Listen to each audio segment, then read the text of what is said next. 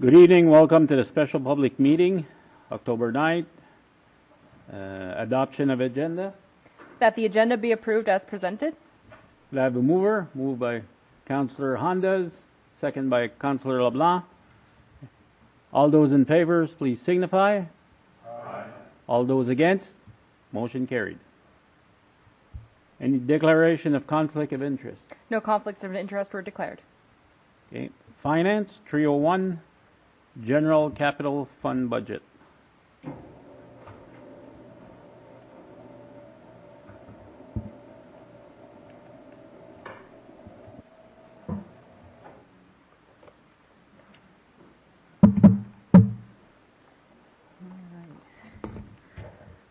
So good evening, bonsoir. Ce soir, nous débutons les sessions de travail officielles pour l'exercice budgétaire 2025. On a déjà eu la présentation des comités au mois de septembre, des demandes budgétaires, mais ça fait quand même depuis le mois d'août que les employés travaillent à faire la préparation puis le montage des chiffres et des documents. Puis on est maintenant prêt à commencer les discussions avec le Conseil. So just overall, the city has to prepare 4 different budgets, and the general operating fund, as you can see on the first one of the budgets, includes personnel costs and annual facility and activity operating costs for general government services, protective services, transportation services, environmental health services, environmental development services, recreational and culture services, and it's mostly made by property taxes and different kinds of fees that we are able to get from different services. The utility operating budget is also for personnel costs and annual facility activity costs, but this time we only focus on, obviously, utilities, so water and sewer, and it is paid by mostly the users. And then we have 2 capital budgets, and those are for the acquisition, the replacement of existing assets, and capital assets are tangible that you can touch and that last over a year, so they confer benefit on over multiple years, not just one, versus operational. So tonight we'll be focusing on the 3 bottom ones, the utility operating fund, which will be the last one that we'll be talking about. We'll start with the general capital fund and then the utility capital fund, and on the 23rd, that's when we'll look at the first draft for the general operating fund. So let's start with the capital budget itself. So for both capital budgets, we'll have kind of the same methodology. We'll first look at the financing and how we're going to, the total budget that we're looking at and how we're going to finance it. And then Mr. Abernathy will present the list of the recommended projects for 2025. As mentioned last year, the yearly needs far exceed the yearly capabilities, not including equipment and fleet.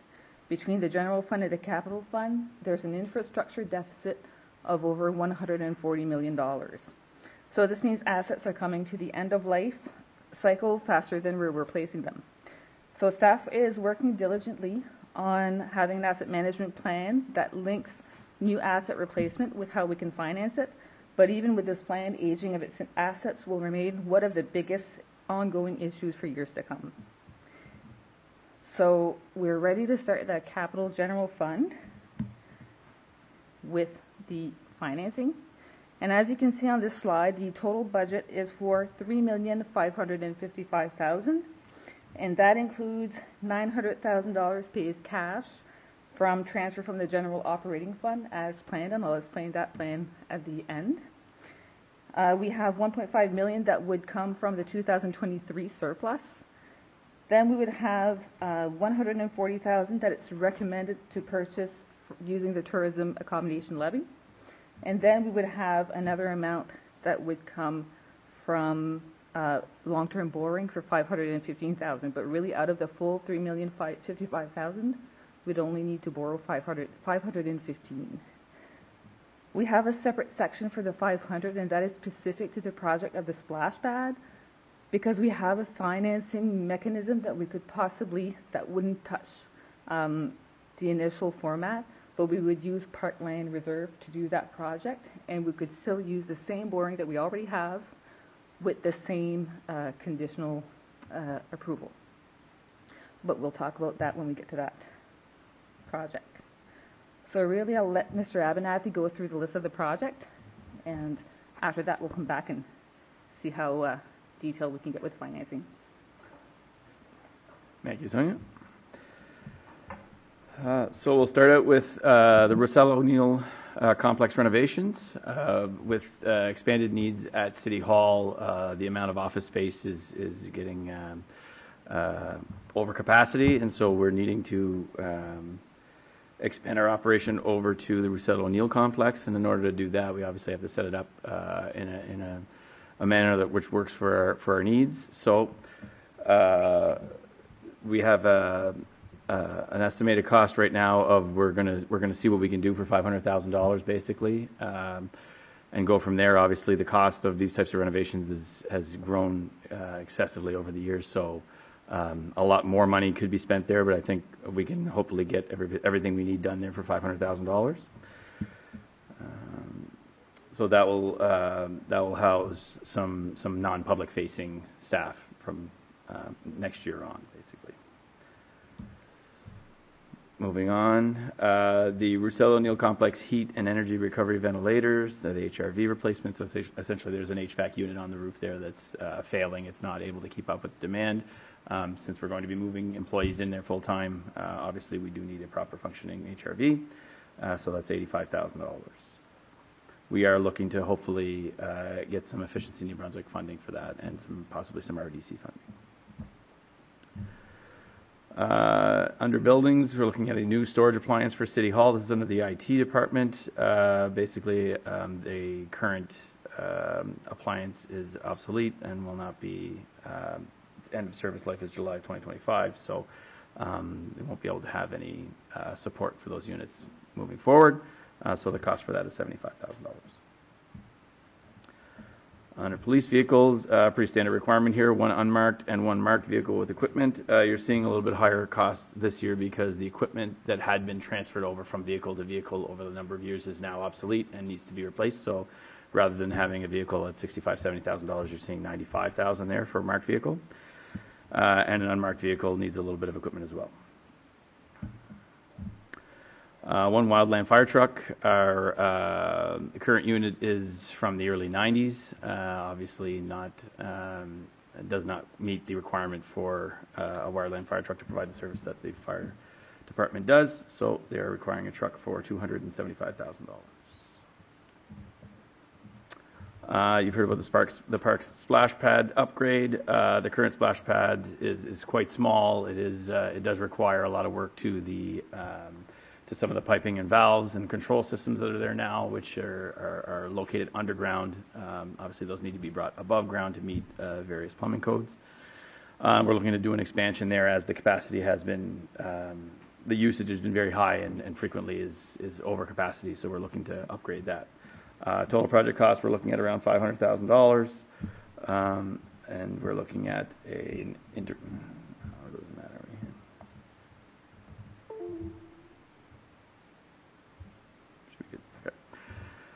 So an interim borrowing grant of $200,000. A conditional long-term borrowing is already in hand for $150,000, which I think was approved last year, and the cash capital reserves from the Parkland Reserve for $150,000. We're looking to upgrade the canteen building at Y'all Hall Beach. It's in quite disrepair. A lot of the boardwalks and decking around it, the washrooms are badly in need of repair. So we're looking at spending about $75,000 there, upgrading that. The park's waterfront, the boardwalk around the gazebo, the structure has failed and is in bad need of replacement there as well. So we're looking at $35,000 in structural replacement costs there. Under trails, there's a request to have a crosswalk on St. Anne, right between Kent's Building Supplies and the Nipisiguit River Company. There's an area there where our pedestrian and bicycle trails cross St. Anne Street. It's a very high traffic area, so many pedestrians having a hard time crossing there, so we're recommending a signalized crosswalk there for $30,000. Parks operation, our fleet is basically, a good number of our fleet units are past end of life. They're 2007, 2008 Chevy half-tons with a pile of miles on them and some hard miles, so many of them are requiring more repairs than they're worth. So we're looking at replacing 2 of those on the park side for the cost of $65,000 each. For transportation services, we're looking at a tandem plow truck. This is to replace 652 units. So basically we have 3 tandem plow trucks. We have 2 full-time on our 2 emergency routes, and then we have a third as both a backup for those units, but also in heavier storms we had that plow go up and down St. Peter Avenue so that we don't have that situation where on Village Hill and Tetigos Hill we get traffic stopped all the way back. So we currently have, like I said, 652 unit. However, literally every time it goes out, it ends up in the shop afterwards. So it's just not reliable anymore, and it's not something that we can depend on. If one of our other units do go down, we'll end up having to contract that out.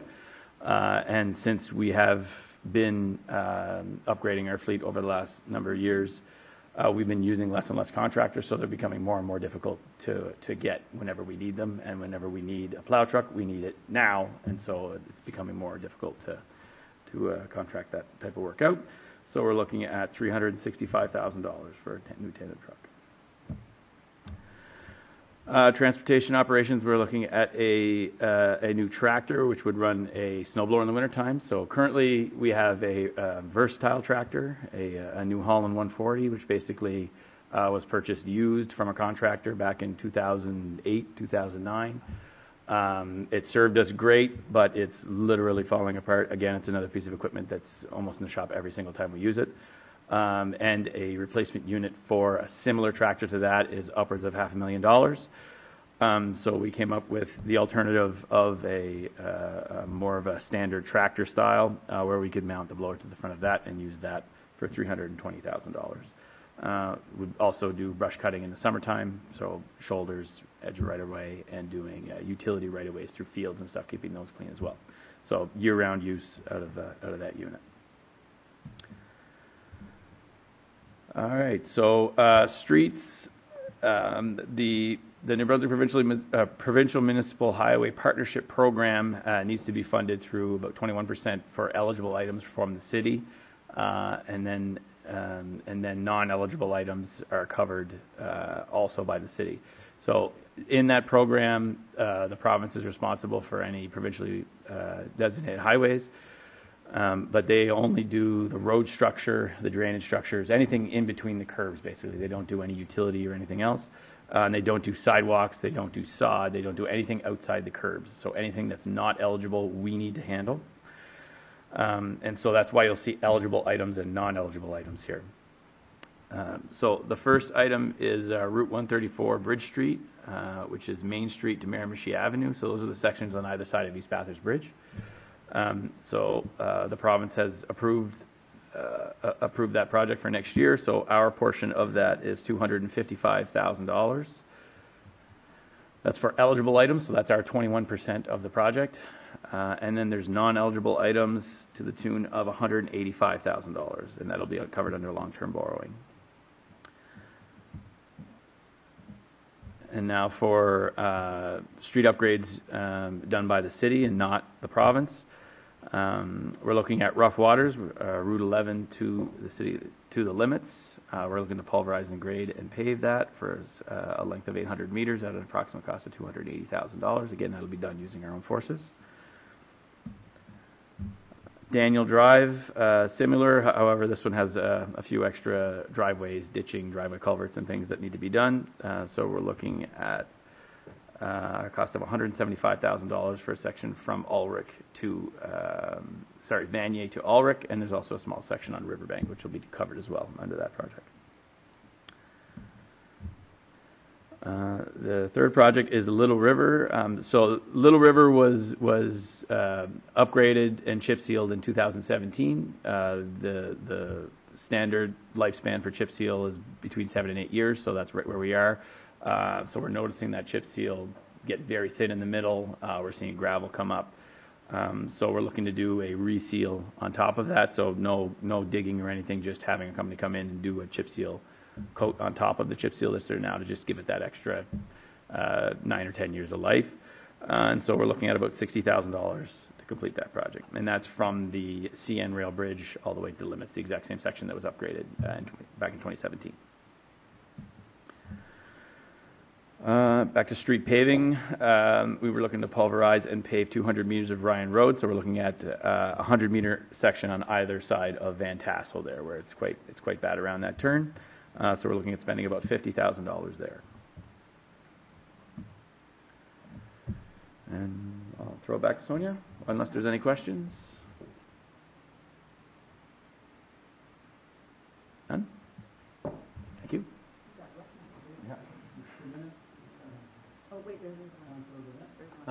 Thanks, Mr. Mayor. The paving, how much are we spending on paving next year in all?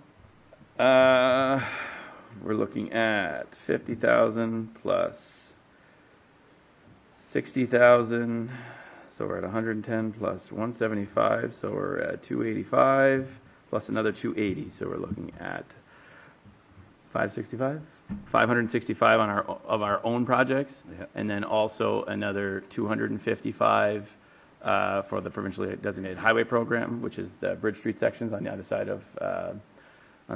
of the East Bathurst Bridge. There's also, we will be going over tender for the St. Anne Street project and Chaleur Street project again this year as well, so we're hoping to get that done as well. So you see significant amount of work on the roads next year with money that's been rolled over from previous. That's just the hope for St. Anne. Oh, there's money there. There's significant money there, yeah. We're hoping that we get tenders around market value and that we can award, but we're confident that we should get them, yeah. How much did we do this year? Oh, very little. Yeah, that's what, 1 point. why I asked the question.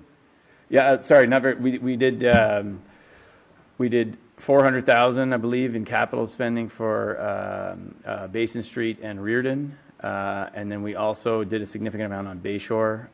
There was 140,000 allocated through the asphalt budget of extra. I'm not sure if you guys remember last year you had allocated an extra 140,000. That was mostly put down on Bayshore. Bayshore, sorry. Yeah. So Bayshore had to come up. So there was significant work done all in-house. There were no full rebuilds because we were supposed to do St. Anne and Chaleur this year, but we weren't able to do them. So you really think we'll get St. Anne done next year? We do, yeah. Yeah, all the work, like the little traffic lights and the signals and the crosswalks? Yep. All that will really get done next year? Yes, sir. Because I was disappointed in this year. We'll know in the coming weeks. I mean, it's going to go to tender. I think it's supposed to be going out this week or next week, and we'll know in the coming weeks for sure. We're hoping to get out ahead of all other projects. I mean, that's what really happened to us last year. Is we got into a point where most of the larger contractors had already had a full summer worth of work, and they didn't need it, so it wasn't bid on. So we're hoping to get out ahead of all projects for next year. But I must say, your crews did a great job in the basin, and I haven't been over the Reardon to take a look there. And Bayshore, hopefully it won't flood.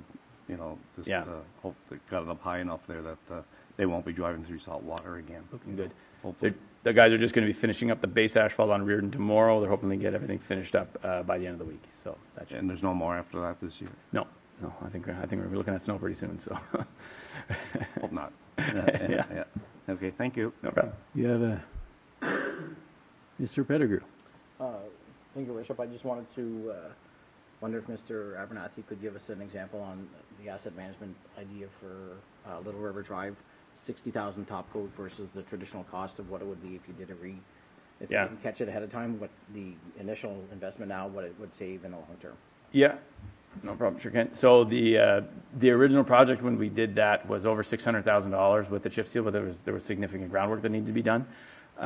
We did look at what asphalt would cost us to put down there, and I think we were looking at over $280,000. So doing a reseal of chip seal at $60,000, we should get more than 7 or 8 years out of this too, right? Because it's an addition to the original quote that was put down. So we're thinking 10 to 12 years probably. So keeping up with that chip seal, I think, is going to be a better avenue for us than putting asphalt down for almost $300,000. That asphalt probably would last 25 years or so, but right now, with the money that's available to us, the $60,000 is certainly the way to go, we think. Councillor Burdett? Thank you. The chip seal on Ronalds Avenue is starting to come all through it as well. When you're chip sealing over on Little River, could you take a look at that section over there that's all gone to pieces? I don't think there's a whole lot of money left to do that. The problem with Ronald's is the base. That was more of a patch job, whereas Little River was a full rebuild, right? We excavated everything. We put down 2 feet of aggregate. Over there, we graded and we ditched, and we kind of hoped for the best, and it didn't really last as long as we hoped. To do a proper job over there, it would take a full excavation, and I don't think that the traffic is really warranted there. I think we're going to try and maintain that as best we can, possibly grade it a little bit more. Well, while the equipment's in town, could they not fix that real little bad section over there? They're in town for this as well, so the cost is the money's there. It's still a pretty large expense. So. Thank you. Yep. Councillor Knowles. Thank you, Deputy Mayor. The $500,000 for the Roussel complex, can you explain the background to that, the expanded needs that we need beyond City Hall? Sure. So there's been, with government reform and basically an increased need at City Hall for various departments, the personnel needs have gone up. So there's been some offices built at City Hall over the last 5 or 6 years. We've expanded many common spaces into offices, but we're basically maxed out there now. So there's currently 7 employees working over there. 7, right? 7 employees working over there, kind of in temporary basis until we get that other side renovated for them to be more permanent. And then once that's complete, we'll be looking at doing the other side to finish the entire area. Basically, CRA was there for years. That the entire space is quite dated and doesn't really fit our needs right now. So we're looking at doing a renovation for that. Okay. Thank you. Councillor Hondas. Thank you, Deputy Mayor Willett. Just coming back to the F1, the Ford, the trucks and stuff like that we bought. I know when we first started in 2016, we had the option of maybe thinking of a good used with some extra warranty. Is that still, or are these all going to be new? Like, I think we're going to end up going new just because the used market is not what it used to be. We used to be getting used trucks for 30 I think the last ones we bought were $34,000, where the new trucks were around 55, 57. I think now we're not going to be getting anywhere near that. I think because we're asking for low mileage, right? We're looking for under $50,000, and I think you're probably aware that a vehicle nowadays with less than 50,000 kilometers, and we were asking for less than 3 years old. So a 4x4 work vehicle that fits our needs, less than 3 years old, with less than 30,000, very close to the price of a new as well. So it makes more sense to go new. Yep. Okay. Thank you very much. All right, thank you.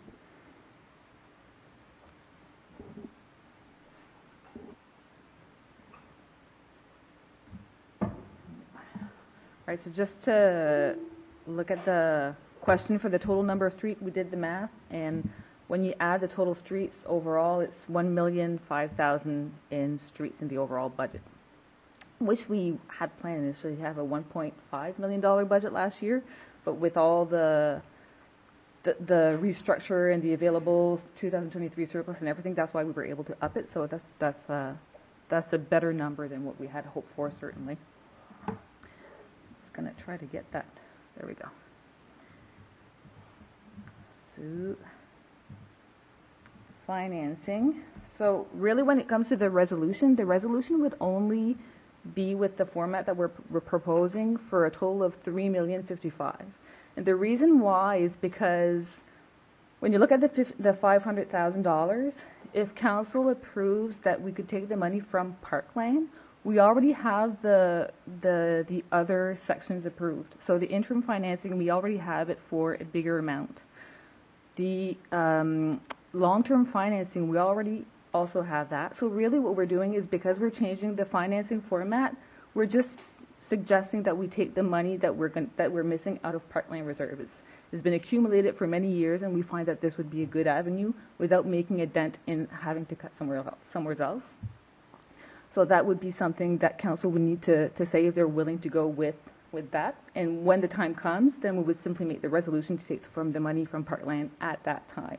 That's why it's outside of the full budget. We would have the regular budget for $900,000, so that was already planned to be paid cash at the time.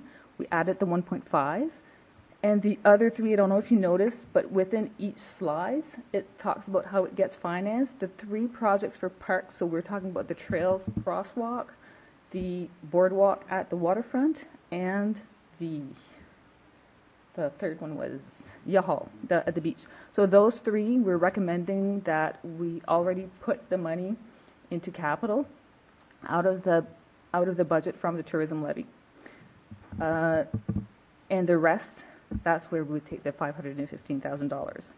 When we look at the long-term borrowing project, so that one, we borrow interim while the project is being done, and when it's complete, then we borrow long-term. So before, we always budget 5% interest on those.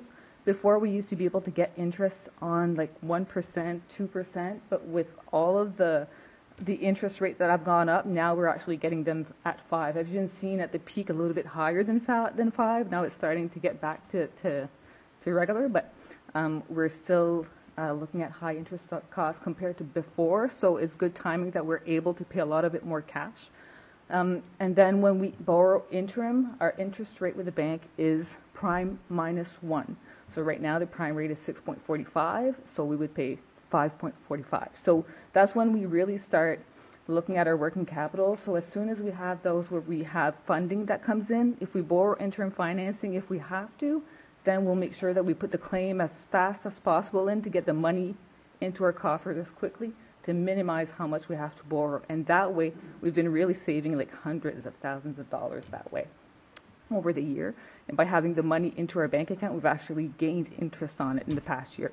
So that's where we're changing our working capital. And that's how we're suggesting that we strategize for this one. So the capital reinvestment strategy, just to circle back to that one, what will these impact? So what we're suggesting, what impact does it have long term? Well, as we mentioned, we do have an infrastructure deficit of $140 million. I wish it was 140. It's not. It's million. So we do have to be working at it. So we've been working on addressing it to buy the infrastructures with more purchasing power. So this is not by increasing taxes or any other means. This is simply by changing the way that we pay for our assets that we're able to do this. So in 2019, we started that strategy to see a reduction in the borrowing that we pay for new assets to reduce the debt payments. And as the year has been progressing, so as you can see, it was almost $3 million. And then it went down to 2.6, then 2.5, then 2.2. And for 2025, we're budgeting a total of 1.9. So that's quite a big tilt about what we have to do in debt payment. But what we're doing is every time we're saving on those debt payments, we're not doing anything else on buying operational stuff. We're reinvesting it in increasing the capital budget and paying for it cash. So that's why you can see that this year the difference is $900,000. We're actually putting $900,000, so we're really circling back to reinvest that money in full capital. And that way we're actually able to increase our purchasing power, because when you purchase cash, of course, the full money goes towards the direct capital instead of having a big portion that used to go to cash. And just to see how much that is, I mean, if you look at the column for interest, in 2021, we used to pay $295 out of our budget just on interest fees to the province for bonds that we got for like 1-2% at the time. Versus in 2025, it's decreased to $257, but they're still big chunks. So as you can see on the left, you have the debt cost, and that's the plan over the multiple years. So we used to pay $3 million in debt costs, but by the end, in 2014, we're $3 million fully paid cash. So the strategy is, instead of paying for past capital purchases, because right now this is what we're doing. We're not buying new capital assets with these payments. We're simply paying for stuff that we've already used, and some of them, we may not even own them anymore, but we're still paying for them. So this way we're changing our strategy that with the money that we collect from citizens, they're actually paying for the current stuff that they benefit from currently, instead of mortgaging future generations. That's really what we're trying to achieve with this. So as you can see, 2026, we plan on having $1.4 million, but $1 million in cash. So we'll decrease again how much we're going to borrow. 2027, 1.4 with $1 million cash. 2028, 1.5 million with $1.2 million. 2025, 29, 1.5 million with a $1.2 million cash. It used to be a little bit like 1 year quicker than this, but because of the San project that we're delaying when we're going to borrow, it kind of pushed everything, it toggled it down a little bit. But really, we're still maintaining that strategy, and I think it's been working very well for us right now. And that's simply by changing the way that we're financing our assets, not by doing anything else. Are there any questions before I go to utility?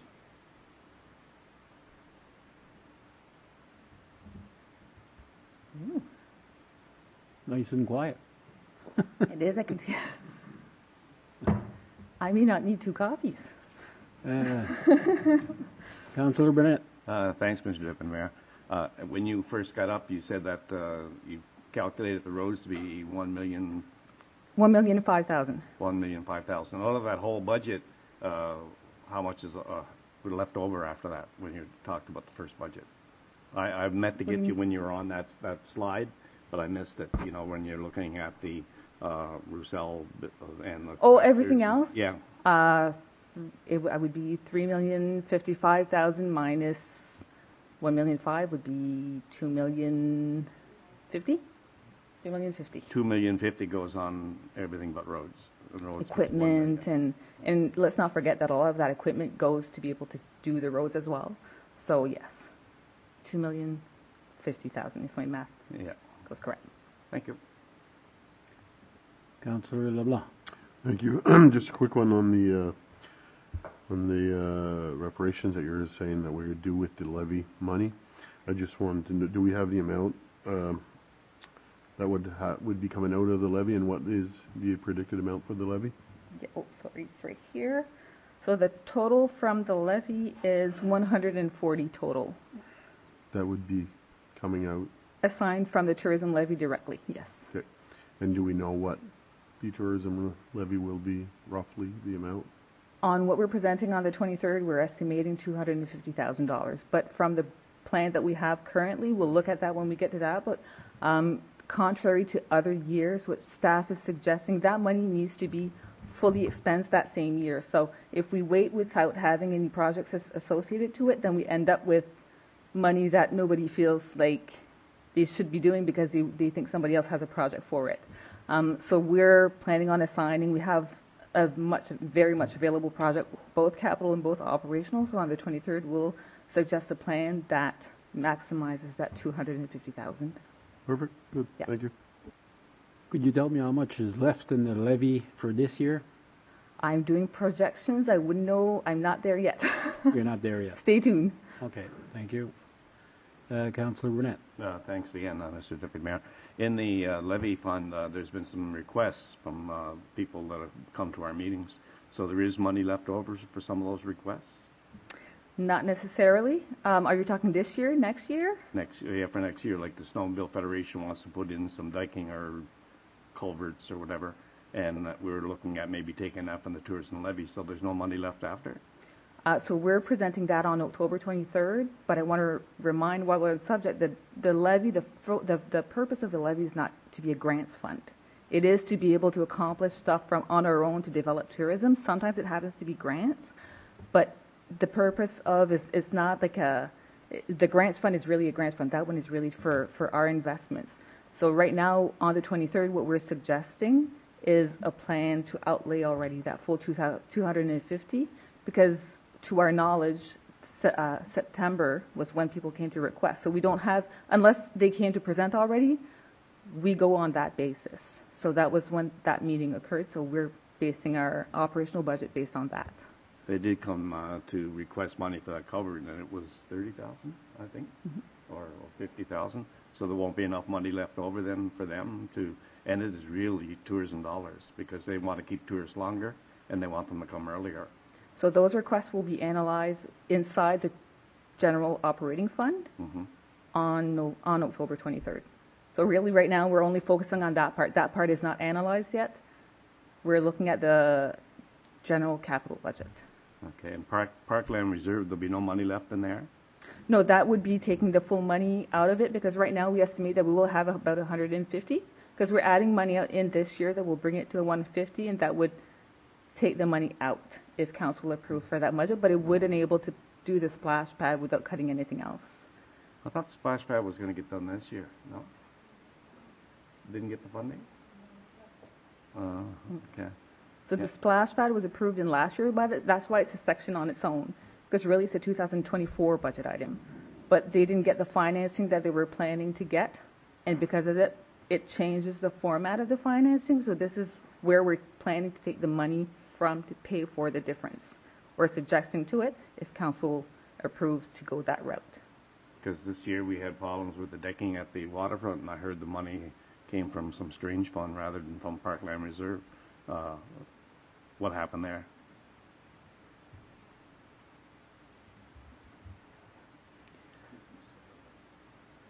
Who's Mr. Wilbur?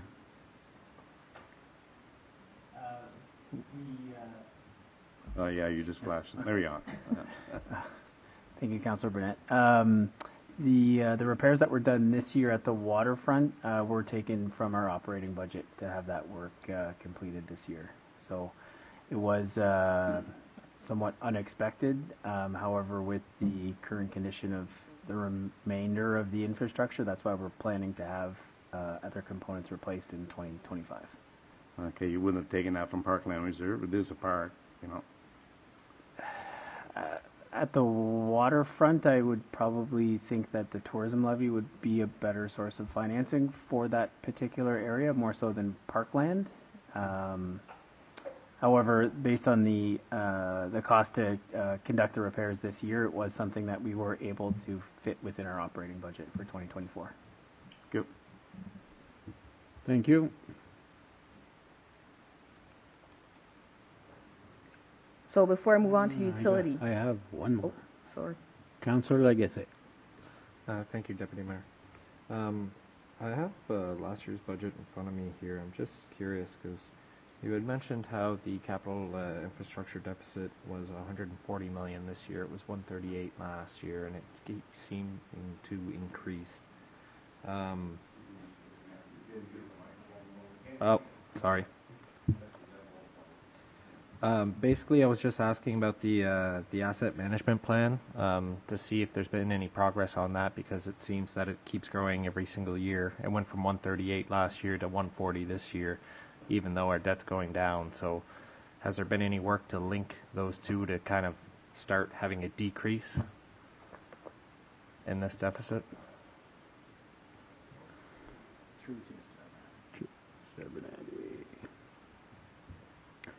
Thank you, Mr. Mayor. So the asset management program on the utility side is fairly advanced. We have most of the water and sewer assets basically allocated and amortized. And so that's why you're seeing that 138 to 140 is basically we had a number of assets reach end of life in 2024. And so that's bumped up to there.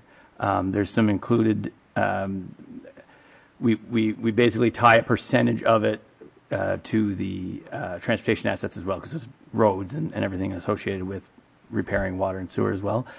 The road side is not advanced far enough to be able to take financial, to basically pull financial information out and present it into a plan. I'll be presenting the infrastructure plan in the coming weeks that'll outline that a little bit more. It'll give us a better idea of where we are on the asset management. I do foresee in the next year or so having a really good handle on asset management, and we're going to be able to tie the financing to it and basically take that chart that Sonia presented earlier with the future investments, and we'll be able to tie what our future deficits are going to look like. So you should see a trend, and hopefully that trend will go the right way. Unfortunately, at the amounts that are on there now, I don't foresee them going the right way. I think we're going to have to make some changes, but it's coming. I think within a year, I think we're going to be fairly well positioned on the asset management side of things to be able to present you something very, very accurate for the next 20 years or so. Yeah. Perfect. Thank you. Mr. Pettigrew. Thank you, Your Worship. Yeah, just to add to that, not to quote the numbers, and Mr. Abernathy will give you a better idea, but you know, simple terms are we invest $4 million per year in capital, in this case $3 million per year in capital, but we'd have a $6 to $8 million per year need. So we're not catching up. We continuously have more value of asset that needs to be replaced than we're allocating. So that's why there needs to be a plan created so we can allocate that and catch up through funding and through other opportunities. So, yeah, we're not investing. We're gaining. We're losing more value than we're investing.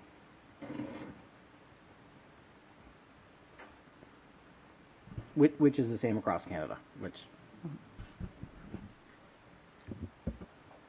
Okay. Okay, so You- on the 23rd, we'll be looking at if you, after thought, want to change something in the capital budget. But for now, and am I getting general consensus that you're okay that we continue to that, or is there something that council wants to change right away that we need to modify before looking at it a second time, or we can continue with that draft? And of course, on the 23rd, if you think about something, we can still look at it again because it's not going to be the final night. But is there something right away that you would like to say change this, or if not, we can present it again and look at it again on the 23rd, second draft. I think I've got. Councillor Burnett. Thank you. Out of everything that's been said tonight, I don't agree with the Roussel O'Neill spending $500,000 on that, unless we move all city staff over. I think I was up to visit it, and there's enough room for all the city staff up there. So if you're going to spend $1 million up there, maybe we should be looking at a bigger picture and not just 7 or 8 people over there. It's a never land. It's big, and we got offices up here made in closets. So maybe a bigger picture has to be looked at. And if you're spending $500,000, you know that you should be able to do quite a bit over there. And it's a well lit, well windowed, good building, but just to put 7 in there for $500,000, not sure I support that. I think the idea behind that is not just the IT or the communication department is for that building. We also need to expand the police department. So there's not just them that's going in there. We're also looking at moving the police department into that section of the building also, because we're taking over these areas and we're going to need those. We're going to need more conference rooms also, because right there now we're renting conference rooms. We're spending a lot of money on that too. So that's just some of the things. And for $500,000, you don't get much work done now. So.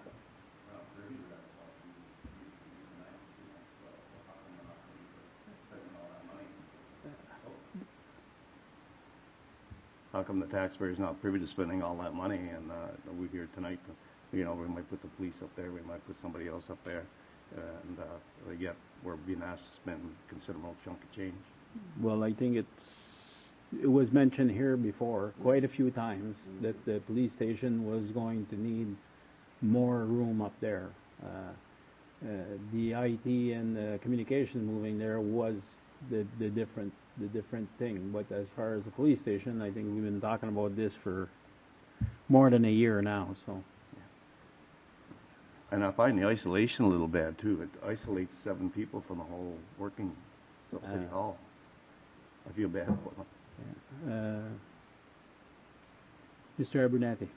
Thank you, Richard. I just wanted to confirm some things in the interest of transparency. There's because what you mentioned about the police department, 100% correct. They're going to be looking to expand as well. So we're looking at actually a multi-phase project. When we're looking at the building itself, I know you had mentioned that it's a good building, but when our engineers came through, the lifespan on many of the items inside the building are past due. The windows need to be replaced. The lighting needs to be replaced. The HVAC needs to be replaced, as you've seen there. So that's just the bones, right?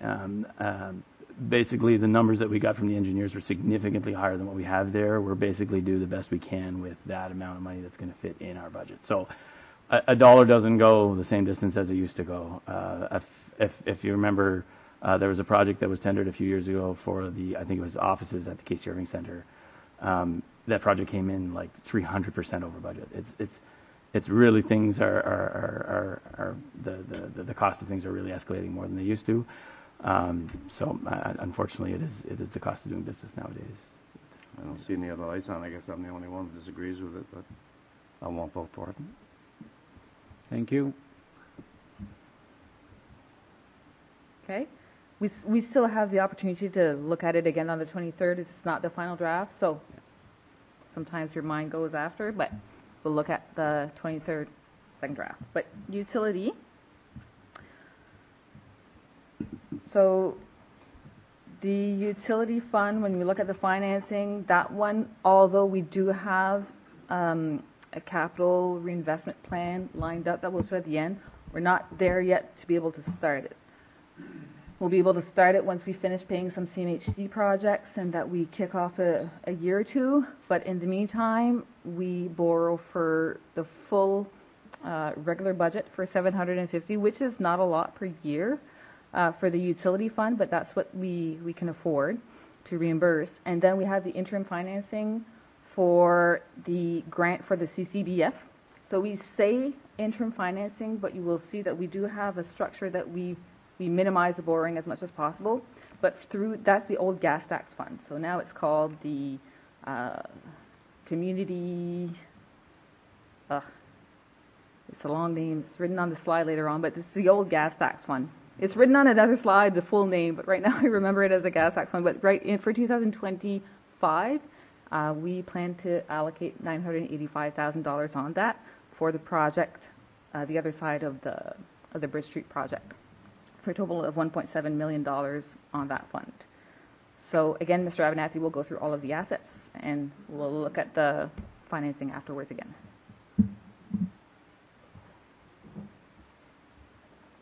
Thank you, Sonia. So we'll start it off with the Nipisiguit heat trace replacement. So essentially there's a main water line that runs underneath the Nipisiguit Ridge, the highway bridge that's out by Doucette's Landscaping. Very old, and the panel which controls the heat trace is failing, so that we need to do some replacement there. So the cost is approximately $60,000, and that's to ensure that water line doesn't freeze over the winter. So obviously very important. The East Booster chlorinator replacement. So basically, the water that makes its way into the East Booster needs to have a little shot of chlorine to make sure it keeps up the chlorine residuals. The chlorinator in that station is failing and needs to be replaced. So we're looking at a cost of $50,000 for that. Sorry, I touched the wire there. Chlorine analyzers at the water plant. So essentially we have a point where our water is chlorinated, and then we need to analyze how much chlorine is going into it. We have 2 units in line so that you can calibrate them. We need to replace them with units that will stay in line while you calibrate them, so that we continuously analyze as opposed to taking them out of service to calibrate them, because they can be out for a number of days while they're being calibrated, and we do not have eyes on our chlorine, and obviously that does not meet our compliance. So so we need to get these units in place before our other units are obsolete, essentially. So that's $25,000 for 2 rebuild kits. Butterfly valves. So there's a number of components at the water treatment plant which are original to the building.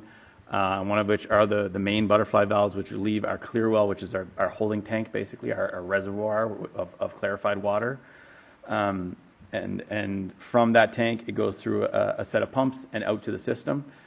In order to isolate the clear well, the reservoir, from those pumps, to be able to work on those pumps or to be able to work on the reservoir, we need to be able to close these valves. None of them work. And so we're really hooped right now on being able to do a significant amount of maintenance which is required at the water treatment plant. We just can't do it because we can't isolate anything. So we need to replace these valves in order to be able to do that work. So this is going to be an ongoing project because the valves are about $12,000 each, but there's multiple valves that we need to buy, and there's some work that needs to be done with cranes and whatnot installed in the building to be able to do this work. So we're asking for $30,000 this year to get set up and get started. We'll be asking for more in the future as well. Siemens PLCs. So we've got a kind of a similar system from the IT system. We've got notice that Siemens is no longer going to be supporting the system that we have at most of our water treatment plant and our lift stations. So we're starting a program of replacement of our PLCs. The PLCs are basically the controller for the systems, for the inputs and the outputs from the station go to the PLC, and then the PLC sends a signal to the water plant, which you can read on the screen. So they're basically the computer that runs the plant, and we have multiple throughout pretty well all of our stations and our water plants. So we're looking at 40,000 this year, and we're probably going to be looking at a program of 40,000 per year over the next 5 or 10 years to get these things replaced. So there's a phase-in program where they'll be lowering the level of service on these units, but we've been told that by 2033 these units will just no longer work anymore. So we do need to get them all replaced by that point.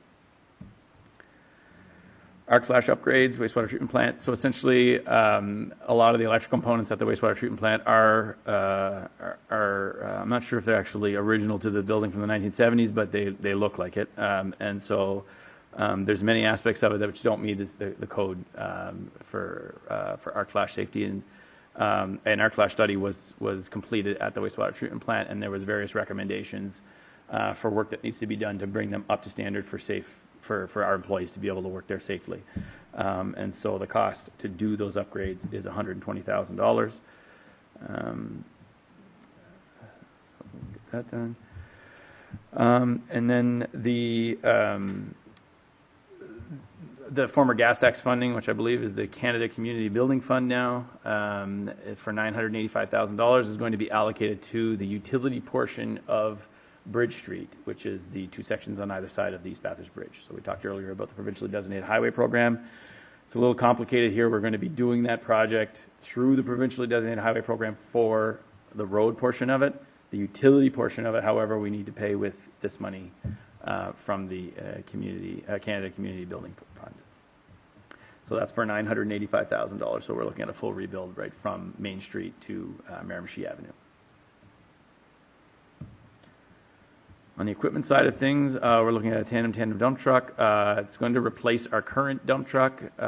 So the idea of getting a tandem is a little bit more money than a regular tandem dump truck, but we're looking at hauling snow, at hauling salt, at having more capacity doing water leaks, at hauling asphalt with this tandem. So for a little bit of extra money, we're looking at a lot more capacity. So we're looking at a cost of $425,000. Our current unit is our white dump truck that you see around town, 513. The box on that is worn right through. It needs major repairs. It needs repairs that are in excess of what the vehicle's worth. So we're looking at decommissioning that, selling it, and then and buying this new truck. And I believe that's it. Any questions?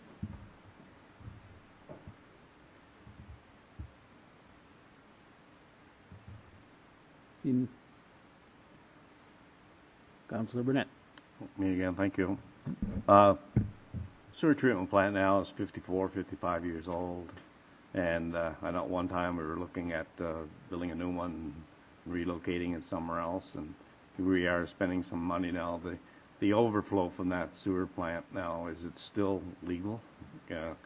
Do we have to do more upgrades in order to keep it legal, what we're putting out into the harbor? We're in compliance with what the Department of Environment is asking us to do. So basically, we're working towards a better level of non-overflow.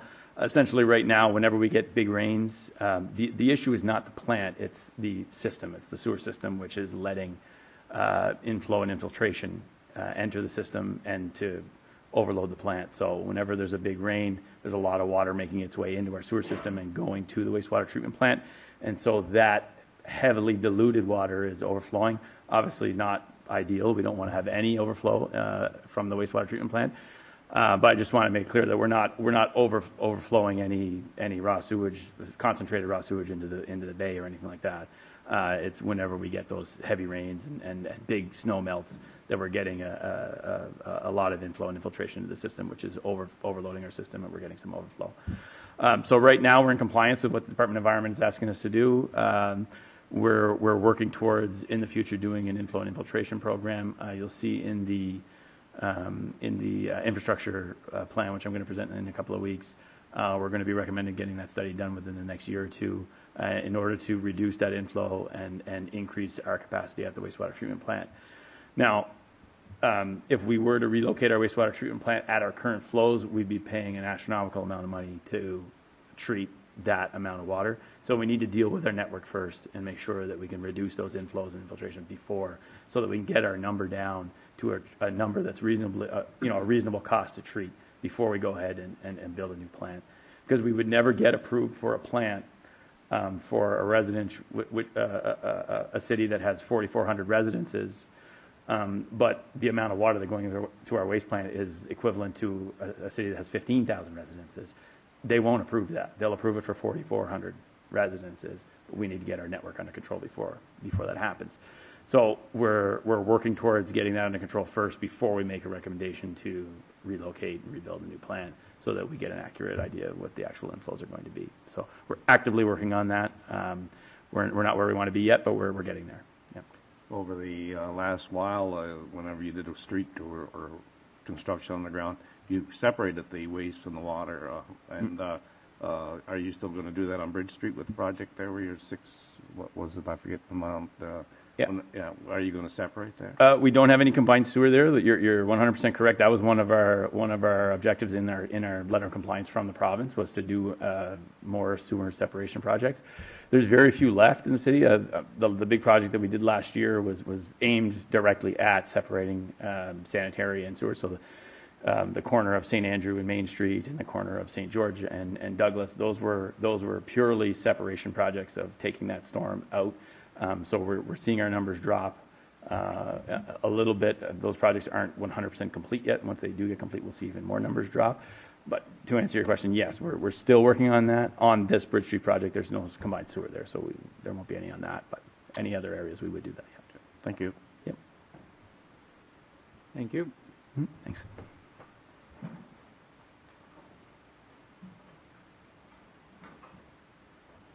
All right, so financing, circling back to what it was. So again, the total is 1.735 million on the utility side.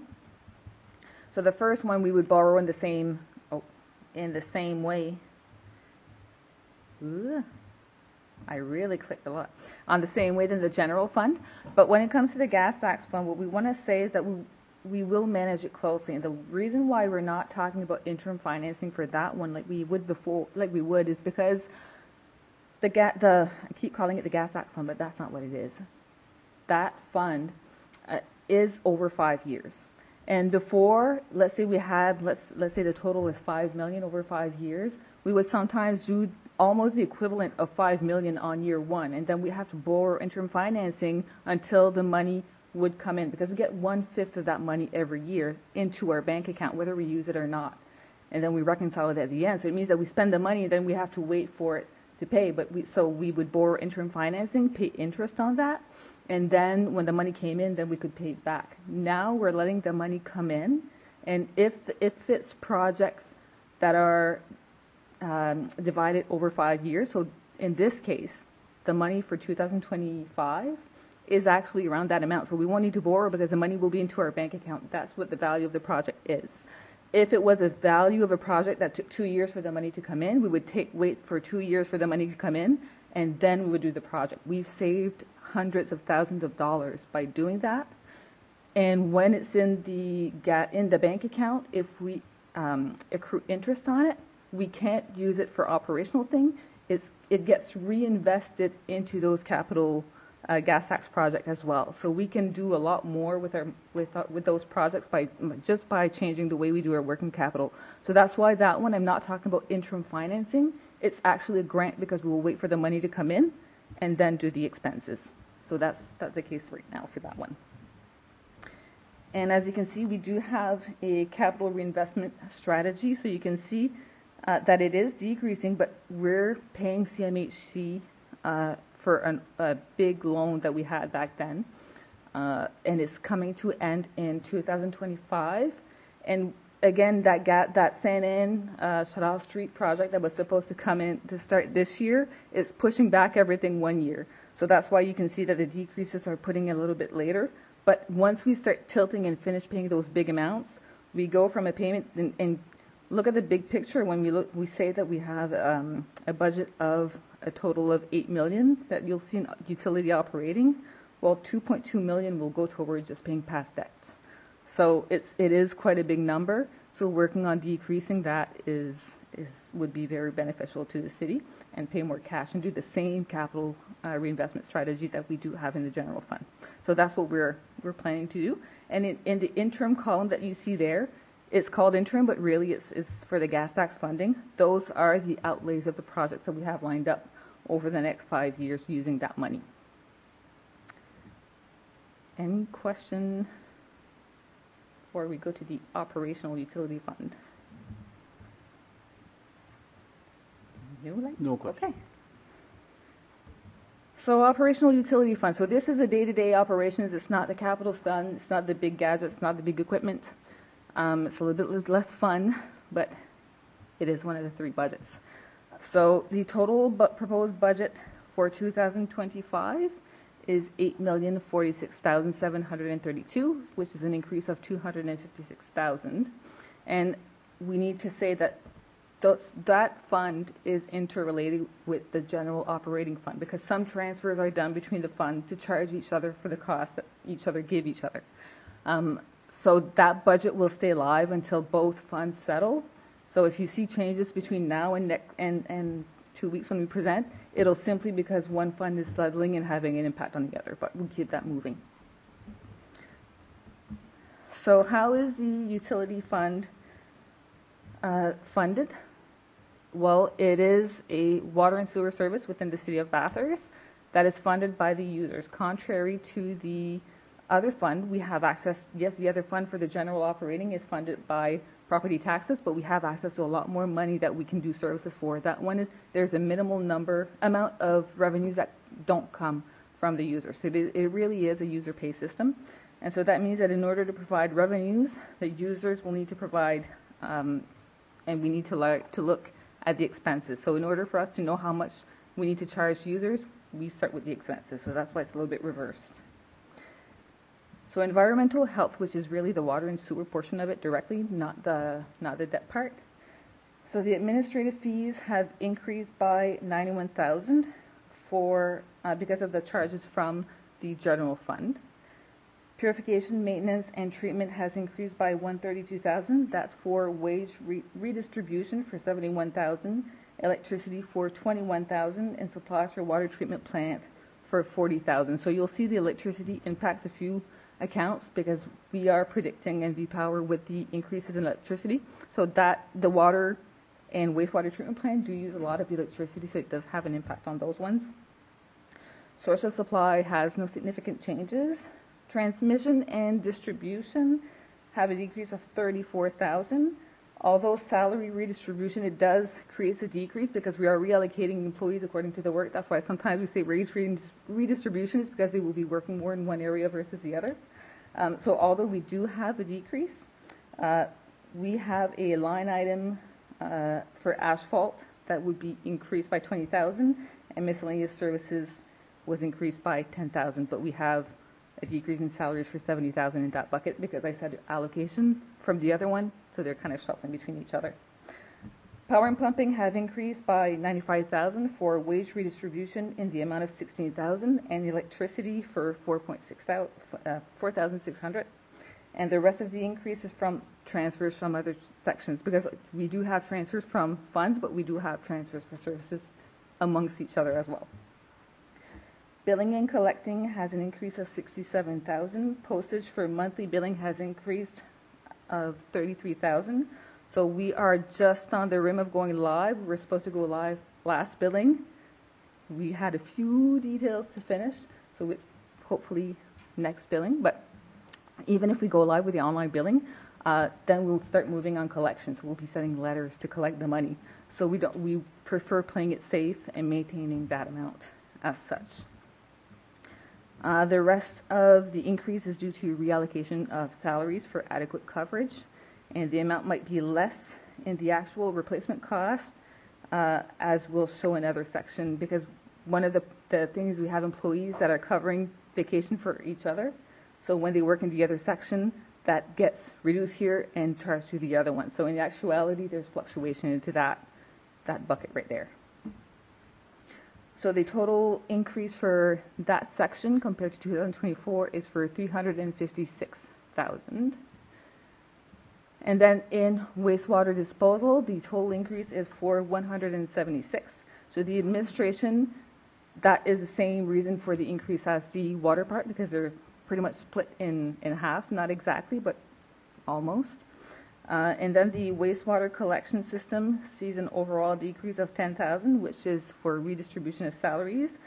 But the decrease is smaller than it could be because of the increase in the jet router program and hired contractors. The wastewater lift station has a decrease of 36,000, and that includes a decrease in salaries for redistribution, but also an increase in electricity by 14,000. Then the wastewater treatment and disposal has an increase of 116,000. That's for miscellaneous services, so shut down to clean the clarifiers and digester. That section alone is 60,000. And then we have the tipping fees, which is 14,000, and supplies for the wastewater treatment plant for 24,000. Other equipment has 12,000 due to regular cost of life increase overall. Then the fiscal services, so you see that we've been paying the debt. Well, we do have a decrease in the overall, especially when we look at the interest. So savings of 101,000, short-term interest savings of 14,000. That's just for the way that we finance our projects by working capital. Debenture interest, that's what we pay on our long-term loans, so savings of 82,000. And the payments of the long-term debts are on our debentures. That's a bit of savings compared to last year as well, for the water side anyways. And then when we come to the reserve fund, well, every year we have to put money aside, so the resolution will be coming on November 4th. We transfer money to specific capital reserve funds on the utility side. So you will see both capital water for 17,000 and 29,500, though that's what it is. But we started last year also transferring $50,000 for the water and $50,000 on the sewer to the reserve because we had none. So whenever we get outside funding where we have to put a contribution on the table, we didn't have the money, we'd have to borrow for it. We're trying to build a little pot. We were able to put 100,000 last year. This year we're hoping to get it to 200. Well, that would get it to 300 because when we get major fundings for big projects, we usually do have to put a portion of it, and we don't have the money. Then on the other fiscal items, we have the discounts. So the discounts, whenever we acquire long-term borrowing, we have to pay for fees to get those. So that's what it is. Then we have the provisions on loss of accounts receivable. We did a big cleanup, I think, in the last few years of at least putting the money for the bad debt to the right place. So we've decreased it by 10,000. And then the sick leave and retirement, which is the city's future liability for sick leave and retirement, for 40,000 for the utility fund. We also have the deficit from previous years. So as you can see, deficits, when we incur them, we have on the utility side, they need to be reimbursed over a maximum of 4 years. On the general fund side, you have to pay over 1 year, but that one, it's 4 years. So that one, we had a big one in 2020 and 2019 for 721,000. We finished repaying it 2024. So this fiscal year is the last year. So that one creates big savings compared to what we usually have to put aside. 2020, we still have 1 year left. So we'll have that 95,000. And we had another deficit in 2023. So 2024 was supposed to, or 2025 was supposed to be the last year we had to pay for past deficits, but because we incurred a small one, 2023, then we restart the 4 years. So the total deficits that you will see into our budget for operating is 95, but it's quite a decrease from last year that was 275. So that's a big help. Before I get to revenues, any question on expenses? I'm just using it as an excuse to drink water. Just a moment. Councillor Legacy. I'm just curious about this increase of 33,000 on billing. If we go to electronic, that's going to be a savings, not an increase. Even if we do collections, we could do that electronic as well, wouldn't we? No, we wouldn't do it. If you go electronic, we wouldn't be sending it by postage fees, for sure. But let's say that we do have reminders. There's always an increase by Post Canada with the fees, and then if the first layouts that we're going to give, it's a lot of customers that we're going to be sending reminder letters, and it's probably going to be on a monthly basis. We hope that that money would decrease real quick. That's our hope. But without having a gauge about what it would be and how many people would onboard, that's why we didn't take a chance to decrease it. But really, that amount that's there, that increase, we're really hoping that it takes a hit down from onboarding users on the online billing, because you're right, we wouldn't be sending the paper ones. The ones that would be for the reminder letters, the one that would be online, we'd be getting it online as well. But let's say that we do shut-off notice, those have to be delivered through registered mail. So if we do big cleanups at first, because we did that a few years back, and the first cleanup when you start doing your collections, that big that we have, because last year we presented that we do have big collections to do. Once we activate a full scale of what we plan to do, the initial cost is higher, but then it goes really, you have a lot of savings. So that's why we still maintained it as though that was the same as this, as what it would be for monthly milling, but we expect to see, hopefully, savings. It's just, am I confident enough to be able to put a number on? Not yet. Okay, thank you. Okay. Okay. So revenues, so we do have non-related user charge revenues for about 802,000 budgeted for 2025. So we have connection fees of 27,000 plan, surcharge and interest. So that one we have an increase, we budgeted an increase of 42,000. That's based on historical trend. We could have increased it in last year's budget maybe, but it was, we're hoping to get the receivables down a little bit more, but with the rates increase, it does have an impact on, with the same 1.5% per month that we charge interest. If the fees are higher, then of course it has an impact on that as well. We have fire protection that receives a transfer of $500,000 from the general operating fund. That is to pay for their water network for their fire services. Local improvement fees for frontage fees, that's 109. That's almost no change from last year. Prior surplus, I'll show in the next slide, but we have 2 years where we had small surpluses, so we have access to $26,000 there. And other small cost recoveries, that's either to pay for travel sometimes that we get reimbursed, or sometimes where we get, when we sell small equipment and we are able to get a little bit of money for it. So the deficits that we're reconciling, or the surpluses, sorry, for 2021 and 2022, those are the ones that you see there. So the 1/4 of it in 2025 is a total of 26,964. So user fees itself. So of course now, because we said that it is a user pay, this is the section for the user fees. So to be able to establish the fees, we need to start, if we remain status quo, what would be the fees? So as you can see, with the trend that we're seeing, residential, for example, on the water side, I think we see an average of $180,000 per month for user fees. So we're going with a trend like that, and we look really on the monthly trend, which is the first year we're able to do that. Before, it was billed quarterly for everybody, and it was quite difficult to get a real trend. Now we're able to get everybody on a monthly. So that would create an increase, I think, of 4.2 without changing anything, compared to 4,085,000. The commercial, there's almost no change. Industrial, there's almost no change to the projections. Institutional, there's a slight increase from 846,900 to 900,000. City properties, we see a decrease in usage in water sewer. And Bell Bay, or for the sector that used to be the old Beresford, we plan a decrease in usage for what they're budgeted for. So really, without any increase, we project that we would be able to collect 7.1 million.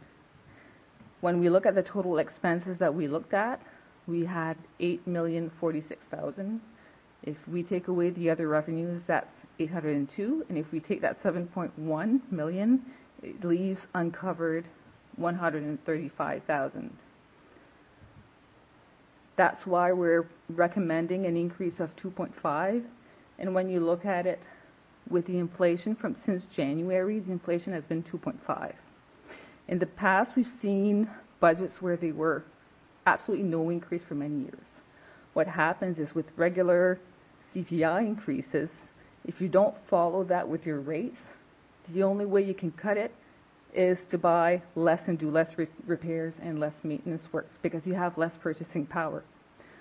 So your system suffers greatly over the years, and then it costs a lot more to repair afterwards. So not doing increases of at least the CPI, especially when you have a 135, the 135 is really because CPI. So we are suggesting that, and with that money, it would translate to those increases. If you do the math, if you multiply the 4.2, however, you won't see that it does 4,280,000. And you'll see that for every category. The reason for it is because it does a little bit more, but we know that with residential users, we think that since it's the second year that they will have access to the rebate for the early payment, we're projecting that it would possibly be used more because now people would be more aware of it next year. Then on the commercial, right up to Bell Bay, we do know that every time that we do a percentage increase, it never translates to that full amount because they decrease or find ways to decrease their consumption of water sewer. So that's why we're not taking any chances to plant the full 2.2. It's 2.2 with a buffer of not collecting fully that 2.5. That would increase from the 7,108,000 to 7,244,000. And with that, we would have a balanced budget. And when you look at the monthly rates, so depending on what situation you're on, some have only water, some have only sewer, and some have both.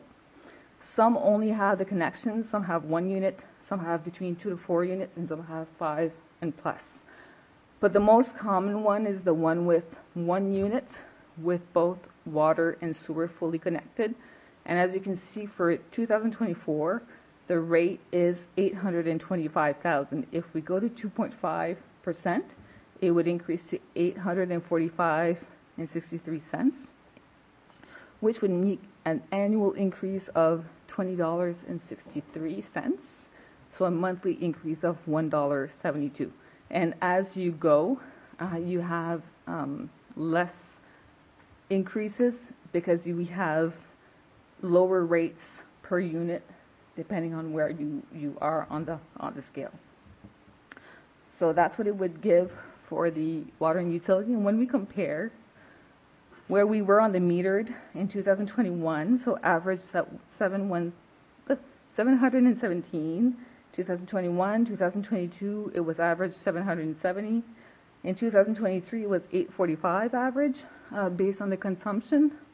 When we go to 2024 rates, we had decreasing rates depending on the number of units. So the base rate for 1 unit, 825. But if you paid all in before February 28th, you'd have that rebate for early payment. And then the proposed rate would sit at 845. When we compare to other municipalities, just to see if we're in the ballpark, we can see that Riverview is fully fixed for residential at 912. Dieppe, they are fixed with 948. They also have the rebate of 5% like we do. St. John is fixed at 1,428. Moncton are metered, so if you convert with the average use or the median, would be 974. Fredericton, we used to say that they were quite lower because we said that they had groundwater, but when you look at their updated sites, they have a fixed rate for the water, a consumption rate, but they also have a commodity rate that they add on it that they bill every 3 months. So total, that makes 1,374. Miramichi fixed per domestic family unit, 812. Bell Bay, 876. And Edmonton, 795. And then the ones that are fixed, it's regardless of how many units you have. There's no decreasing rates. It's fully the full rate. So when we compare where we are to where the other are, we're not really out of the average comparable rates. When we go on the non-residential, I won't go line by line because it really depends on the connection that you have. But really, the per gallon rate, per 1,000 imperial gallon rate would go from 1745 to 1788, and the rest is really depending on what type of connection that you have. And of course, we would keep the rebates. For anybody that doesn't know, we do have rebates available for 5% yearly rebate if you pay everything before February 28. All owners 65 plus, the 10% yearly rebates, as well as the owners age 65 plus who provide proof of receiving or eligible to receive an allowance under the guaranteed income supplement. They have a rebate of $221.80 instead of the new 10% yearly rebate. And you can combine those together as well. So if you have the guaranteed income and you're able to pay before February 28, then you would also get the rebate as well. Oops. Question? Okay, we got a few questions. Councillor Anderson. Thank you, Mr. Deputy Mayor. Sonia, just a question, like last year, what was the commercial, what did the commercial increase end up being last year when we went to the fix? Was it 3%? Yes. Okay. Because the numbers are the numbers, and I completely understand with what you're saying, and I realize that, you know, in the grand scheme of things, it means $1.70 and change increase per month for a residence for the fixed price, and still only a 2.5% increase. Like, I know last year when we went to the fixed, a lot of people, like I look at myself and I don't care what I'm paying. I'm just thinking about everybody else that lives by themselves. The average person took a 25% increase last year. If you were living single-family home by yourself, you took a hit of 25%. We've had continuous increases over the years leading up to having to revamp the system last year just because of the gong show we were in prior. I just don't think it's fair to the citizens that they're going to incur yet another 2.5% increase when industrial and commercial only received a 3% last year and a 2.5% this year. Like, is there a way that we can maybe increase the commercial rates to try to offset it somewhat to give the residents a bit of a break? So on that side, so we know that some incurred increases, and Right. some more than others, depending on the situation. But we also have others that had a significant decrease. Right. That bit prior, they were kind of paying for their neighbors beforehand. So really what we did last year was, what's the word? I'm thinking it in French, équilibré. I'm thinking, I can't figure out. Equilibrium, yeah. Equalize, thank you. So we kind of equalized that everybody paid for their service instead of one subsidizing the other. 100%. So I understand that some did get a significant increase, but some also got a significant decrease. Right, but, and it's not that I'm not worried about those people, but I'm more concerned about those people that ended up getting a significant increase. So I'm just trying to think of a way to give people a break for a year. Like, and I understand your rationale with the CPI, and I understand all that, and I totally agree with it. I'm just trying to look for a way to give the average citizen who took another massive hit for 2024 a break for at least a year so that they don't see an increase in their water rate. So if I'm understanding correctly, you're suggesting possibly increasing The commercial non-residential rate. rates higher, but maintaining residential. That's my suggestion, if it's possible. Because when I look at it, like I said, commercial last year, or non-residential, only took a 3% hit, and then a proposed 2.5 this year, where some residents took a 25% hit last year. It is possible. The only dilemma is when you look at the total budget, I think that we have a lot of percentage, and I should do my math real quick, one sec. Not math real quick, but just to look at the total revenue, out of the 7.2, we have more that comes from the non-residential. So that means that we would have to increase more on the non-residential side because there's less money coming in from the non-residential side than the residential. Right. So we have to do the math, but if it's something that council wants to look at, we could definitely look at it because it is possible. It's not that it's not possible. We just have to do the math. I would appreciate the math if it's not too much trouble, if everybody else is in agreement with that. We can definitely do the math. Okay, thank you, Sonia. Yeah. Councillor Knowles? Thank you, Deputy Mayor. We're 3/4 of the way through 2024. I know we're on a user pay system. Are our revenues matching up with expense up to this point, the 9-month mark? Is it as predicted? We just finished, our managers just finished submitting the Q3 projections last Friday, so I'm still putting things together. But right now, with all the breakage that we had in the summer, we'll be lucky if we break even with what I'm seeing right now. Okay. But I'm finishing the projections. Okay, so we'll get those figures soon? As soon as I can punch them in. Okay. Yes. Thank you. Councillor Legacy? Thank you, Deputy Mayor.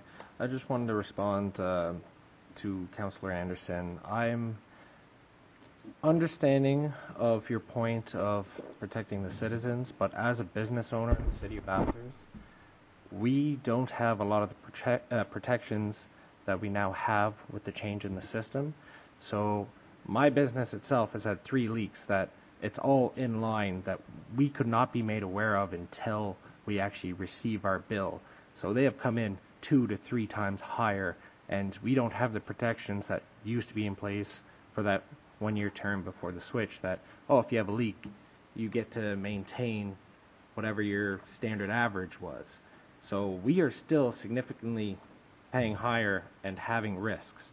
So I don't think that's fair unless we also look at adding protections to our businesses. So we would have to look at other ways if we're looking to increase even more, and proportionally, as Sonia had mentioned, it would be significantly higher because it's such a smaller amount. Councillor Anderson? Thank you, Mr. Mayor. I'm not opposed to having protections in place for businesses at all. I don't believe that businesses should be paying for water that's showing up metered because of a break. Like that's not my point at all. So I would totally be in support of having protection for the businesses to ensure that there's something in there to stipulate that they wouldn't be held responsible or whatever the case may be. But no, I totally get that. I'm just trying to find a way to help the citizens somewhat to not incur yet another increase again this year is my point. And I'm just trying to find a solution to try to help them out. I'd caution is that because it's reliant on businesses having leaks and creating that number, it might actually have the reverse effect. I would be more than happy to look at putting in protection for businesses. I think that is a fantastic idea, but by doing that, it might lower that base number, which makes things even worse in the long run. So that's my one caution about that, but I would love to look into that as well. So just more to think about. Is it something we can analyze, Ms. Gauvin, for what protection would cost for businesses? On analyzing what it would cost, it would be very, very difficult, and I will tell you why. It's because for the non-residential, the numbers that you are here considers that there are leaks happening and they're being charged for it. So how much are related to leaks versus companies that had a really big usage for that month? Because you have some companies that have higher usage in the summer than the winter, or they have really specific businesses. A lot of them have trends, but it would be going account per account and seeing how many had a bump and how much that cost. And is it really a bump cost for a leak, or is it a bump just because they had something big? I mean, the hospital, it can be very volatile depending on what they're going through. If they have, I won't say pandemic, I don't want to go there. If they have something where they have to really clean the hospital really, really big, they will see an increase. So it's not necessarily a leak. So there's not really a good way for non-residential to find that number out, to be able to calculate something. Non-residential, it was easier because it's a residence. We pretty much knew how much an average household would use. Non-commercial, it's very different. Is it a car wash? Is it not? It's very much account per account. It would be very difficult to calculate how much. Do we know how many accounts are non-residential? I would go by memory. I don't remember by memory. I would have to go look at my information from last year. Okay.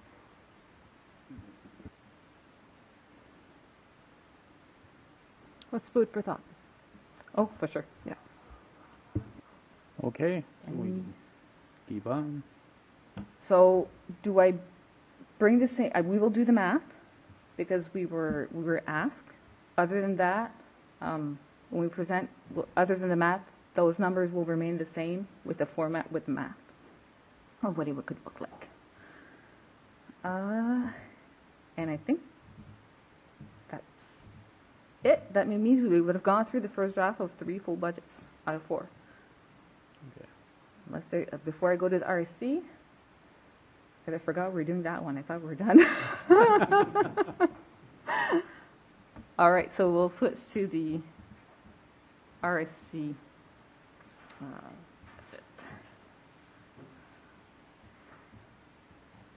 All right, so the reason we're presenting the Regional Service Commission budget is because through their process, they circulate their budget for so many days, and it gives us the opportunity to show every respective council what their budget is, so that when the board members come to vote on the actual budget, they have the information beforehand and input from their councils if they need to.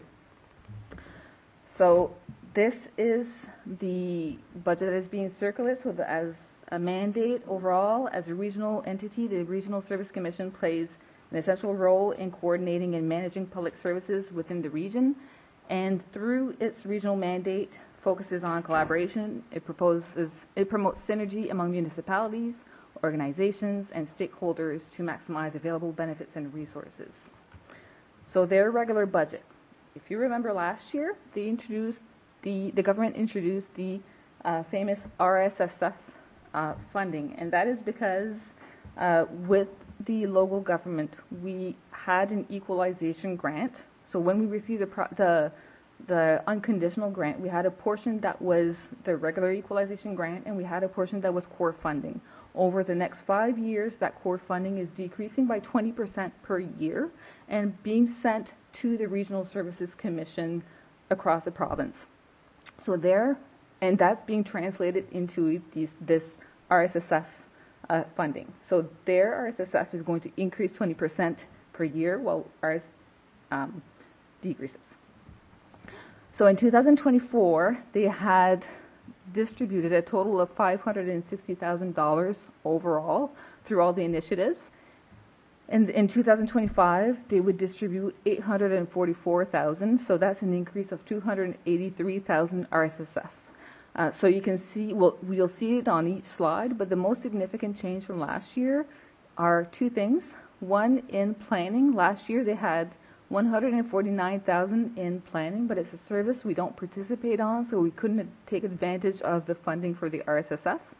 This year there's 0 put into that section.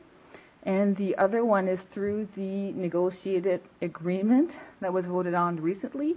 The regional infrastructure would receive an influx of $300,000 in 2025. So that's the RSSF fund that you will see throughout the budget. So when you look at the corporate services, which is really for the admin fees, and I'll spend a little bit time on the format of this slide because that's what you will see through it all. Historically, we would simply show the percentage that Bathurst would pay overall for all the services, and we would end it there because it's the regular typical cost sharing formula of 50% population plus 50% assessment. But because since the municipal reform started, there's a new regulation now in place for the RSCs that they have to adhere to. Tourism and economic development is now shared 100% based on assessment base, not the 50-50. So that changes the ratios between each. And that's why I presented this format this year, because some of the increases that you will see are not necessarily because of a bigger, higher budget, is because we're going to have to pay more for our share because of that cost sharing distribution. So it really is a difference. So for corporate services, we have a total budget of 139 being divided, and you will see that sometimes that was 2024. 2025 we had 152, but we only have to share 145 between members because they have outside revenues that help. So when you see that those two sections don't balance, it's because they have other revenues helping it out. So that's why when you look at the overall slide, Bathurst pays for 35% of the total 145 for our expense of $67,000. And really the increase for that section is due to they have a higher redistribution for administrative staff. So they have more staff, I think, in one of the sections, I think, community development, where they distributed some an administrative assistant, and that's the portion that's there. And they will beef up some of their Facebook page and stuff that has to be revamped through the communications section. Because of the municipal reform, a lot of it, the language changed, so they would be revamping that. On the solid waste, that one is based on tipping fees. There would be no increase for the tipping fees. It would remain at $72 per ton. So you'll see that it's the same budget of $295,000 for tipping fees. But we have a hidden savings because it's a line inside of the budget. Normally we would pay $40 a ton for recycling. But because of the new service that will go live for circular materials, we won't have to pay for recycling fees at all. So it's a saving of about $40,000. So overall, between the general fund and the utility fund, so that's why you see 0 per ton. It's because we used to have to pay for that, but we won't have to anymore. On the tourism, so that's the first one, that's 100% assessed base. So when you compare 2024's share, we used to pay 46.28%. Mind you, the assessment base and the population changed, so there's a slight difference there. But 100% in 2025 of the fiscal base equals 48.91 of the share. The budget increased because now they will be organizing, I think they said 3 different forums over in the Chaleur regions, and that creates an increase, a total of 20,193 for Bathurst between last year and this year. So from 72,000 this year, from 52,000 last year. That's where the difference is for our share. But that's really because of the forum they want to put in place for tourism. Then we have economic development. That one is also 100% assessment based, so we will pay 48.91% of that one. The increase is really because of the formula and also forum. So tourism, they had, so tourism, was for annual conferences, refreshments of the website, rebuilt with updated slogans, user-friendly, larger format magazine, and branding. That was really for tourism. The economic development is for 3 forums. Sorry, I was reading the wrong section. But really that's the difference between both. And for economic development, it has an increase of 17,000 between this year and last year. On community development, that one really, they have the same RSSF for 25,000, and it's really a $1,000 increase. So that one, it's pretty much remaining the same. And that one is 50-50 for the typical formula, unlike the tourism and economic development. Regional transportation, that one is going to be a different one for 2025. It is based on 50-50 population, and you can see that there's a big increase. It's because last year they had only budgeted for a few months of operation. For 2025, they're budgeting for a full year of operation with the full throttle on it. However, when it comes time to charge us for it, they will only charge us for the expenses they incurred. So let's say it starts in November next year, we would only pay for the November, December portion of the costs. So that one is being built up. That's the major difference between the both, because instead of being only a few months, for the full year as though we were full operation service, so the money can be put aside in our budget, but we would only be invoiced according to the actual cost when it comes to it. And that one is only between Bathurst and Belle Bay, not the full Regional Service Commission, but there is RSSF assigned to it for $169,000. Public safety, that one is 50-50% population assessment. And you can see that there's an increase from 23,000 in 2024 to 138 in 2025. That is because of the hire of a public safety coordinator. And that public safety coordinator would map out all of the assets in the region, like police stations, fire stations, etc. And the person would also review the agreement between municipalities and agencies, as well as the mutual aid agreement. Now, that's an example of what that person would do. There are some emergency responses in every municipality, so that person would have to do something different, not to duplicate the service. So I think that they're looking into it to have more information about what's the differences between municipalities and that person, and they will bring back at the next Regional Service Commission meeting, which is next week. So for us, the cost for 2025 would go from $5,500 to $28,800. And the last one, that one is only for the administrative cost, because there's more information for the cost sharing between infrastructures. That one for the administrative cost is 50-50, and there's not that much change in the overall cost. It's just a little revamping and the increases in regular salaries. So you have 11,888 being divided between the members versus 9,862 in 2024. So for Bathurst, it goes from 4,500 to 5,800. That big RSSF, you can see that there's a big jump. The impact of that will be going through the cost sharing itself. So overall, before I get to the regional infrastructure, because that one's a different beast in itself, the total budget for the Regional Service Commission was $572,000 in 2024 versus $641,813 in 2025, which is an increase of $69,264 when you put everything together. So the regional infrastructure really has to be looked at as a standalone. Because in 2024, through interest-based negotiations, there was a new formula that was voted upon, and it was adopted. So for all infrastructures, 100% of the regional portion is shared based on assessment-based.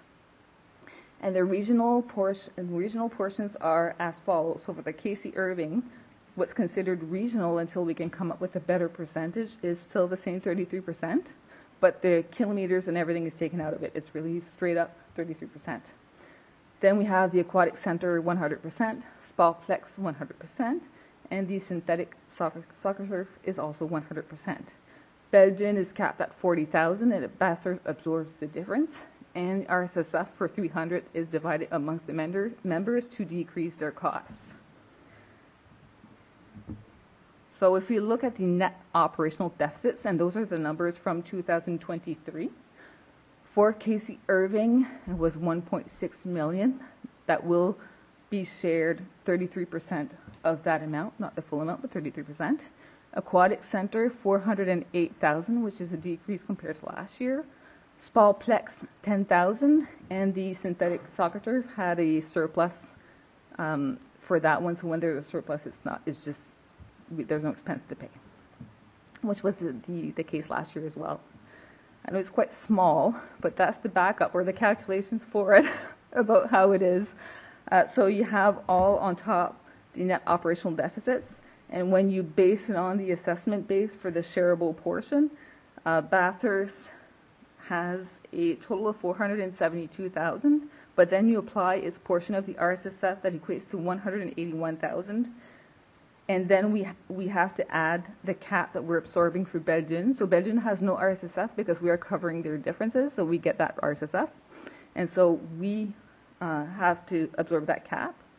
And so the total net cost for Bathurst would be 365,000, but that also includes the infrastructure that we're paying for our infrastructure. So we have a portion of that they say the KKC Irving Bathurst should pay 267,000 out of that 33%. Overall, we pay much more than that because the total is 1.6, but out of that 33%, Bathurst's share is 267 and 199 for the aquatic center. So it is considered in that total amount.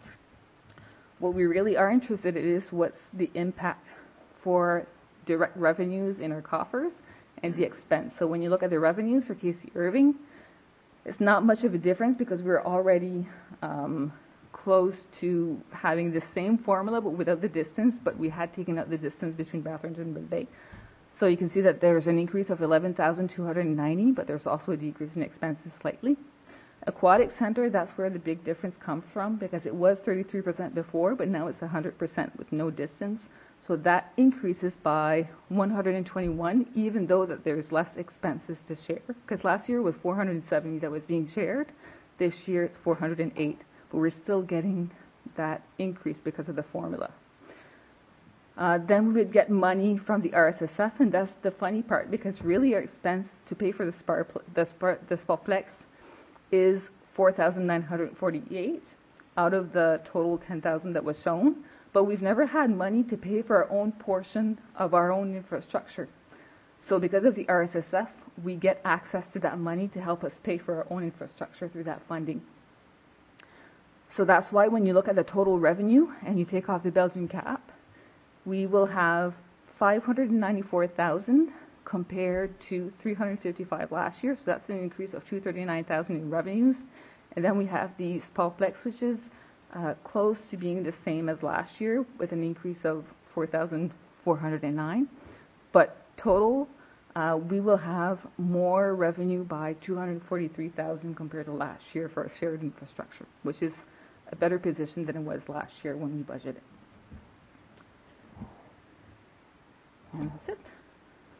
That is their full budget. Yeah, the question I have before we have that meeting next week is the public safety. Did you discuss with Bell Bay on what, because there was kind of like a schmozzle on that we're repeating the same services again. So I did not discuss with Bell Bay, but my understanding was that the Regional Service Commission was going to contact every municipality to know what they were doing for emergency response and matching it with what they were planning that person to do and seeing what the differences were. And my understanding is that they will come up with information for you guys next week. Okay, thank you. Councillor Branch. Thank you, Deputy Mayor. Thank you, Sonia. Great presentation. I'm sorry to make you speak more because that's okay. It's way less long than last year. We're not done yet though.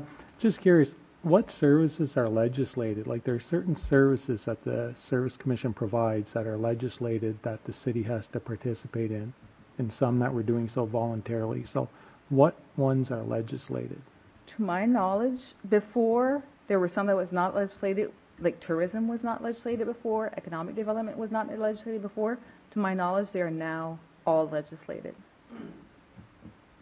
So you're saying everything on this is legislated that the city participate in? Yes. Something like public transit, it's legislated that the city has to participate? Well, it's legislated if you have one. Like, for example, some don't have public transportation. So corporate services legislated. Planning, if you're part of the planning department, we have our own.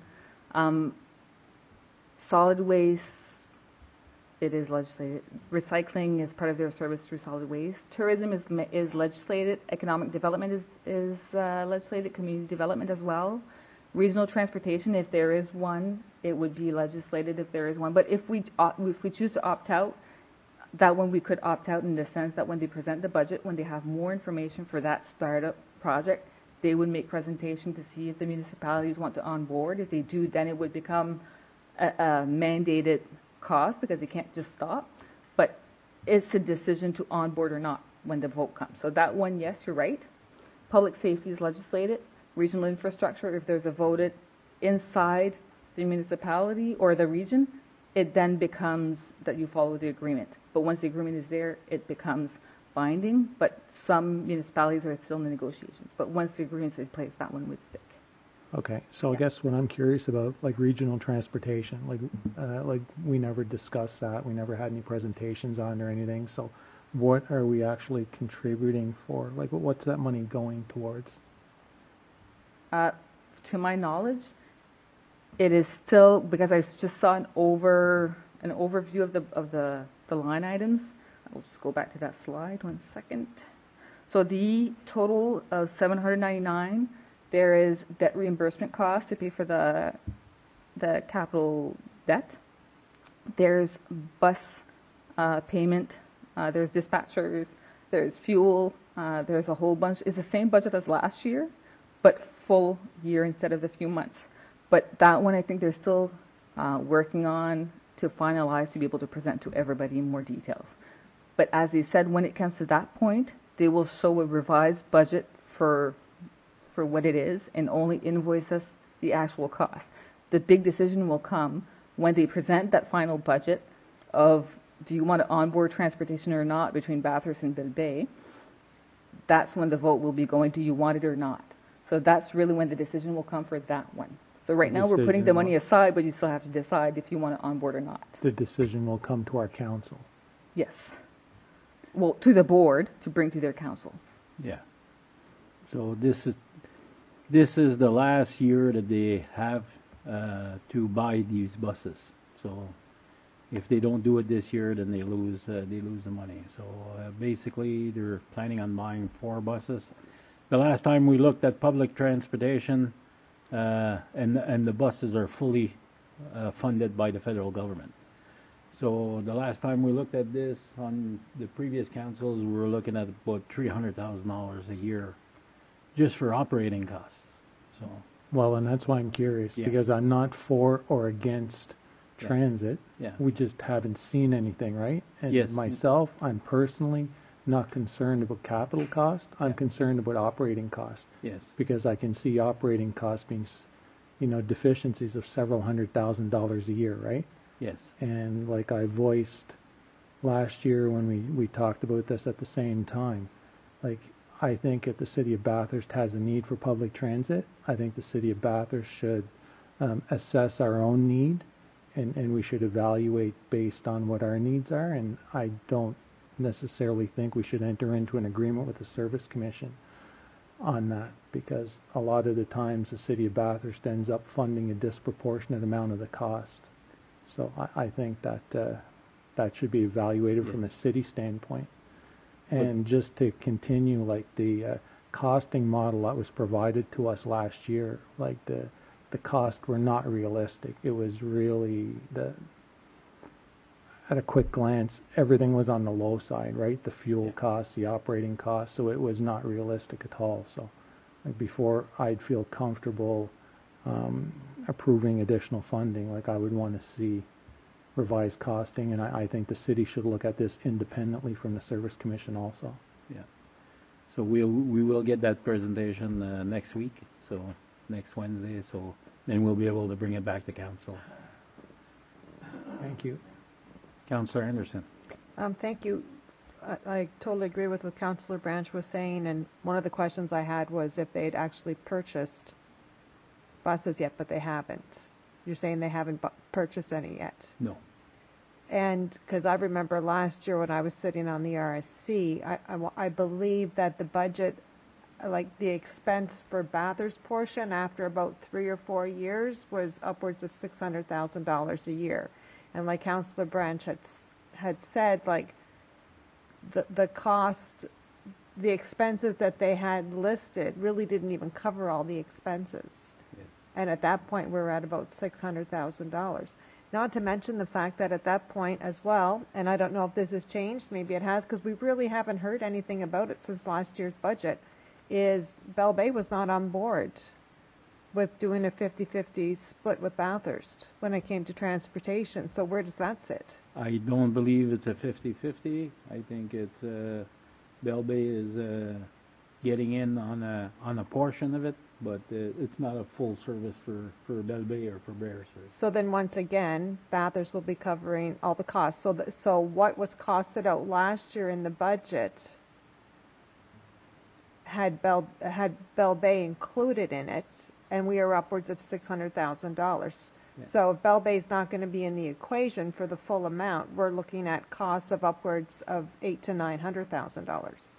Well, we'll So, get the figures next week, so we'll be able to bring it back to council. because I would not be on board with this transportation expense either.